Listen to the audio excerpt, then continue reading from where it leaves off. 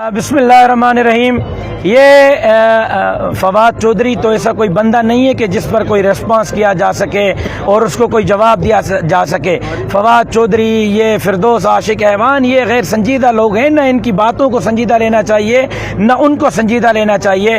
वो खुद ऐसे हैं कि उन पर अपनी ज़मीन तंग है। वो बेचारे इशारे पर उठते हैं, इशारे पर बैठते हैं। लेकिन अगर फवाद चौधरी को इतना ही शौक़ है तो फिर उसको कहें कि जमीयत उलमा की और उलमाए देवबंद की और अकाबिर उलमा की तारीख का मुताला कर ले। हम वो लोग हैं जिन्होंने अमेरिका पर और रशिया पर ज़मीन तंग की हुई है। फवाद चौधरी कोई हैसियत नहीं रखता कि हम तो कायदे जमीयत के हुक्म के मुंतज़िर हैं। उन्होंने हमारे कारकुनों के पाँव में जंजीरें बांधी हुई हैं। कारकुन कल से पहुंचे हुए हैं, डी चौक के नारे लगा रहे हैं। अगर हमने पेशकदमी की तो ये आपको ढूंढे हुए इस्लामाबाद में नजर नहीं आएंगे।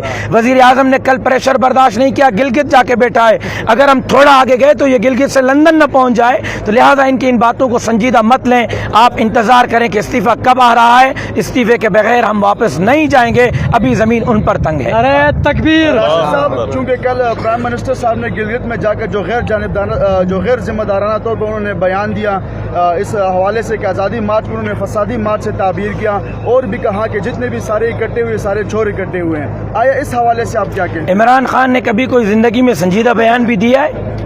जो यूटर्न को सियासत में बेहतर कदम समझता हो, कामयाब लीडरी से यूटर्न को ताबीर करता हो, आप उसके बयान को गैर संजीदा, वो कब संजीदा हुआ है? और जहाँ तक उसने ये बात की कि जी ये चोरों का गठजोड़ है, तो भाई चोरों का गठजोड़ है तो हमारे ऊपर तो फॉरेन फंडिंग केस नहीं है। फॉरेन फंडिंग केस तुम्हारे ऊपर है।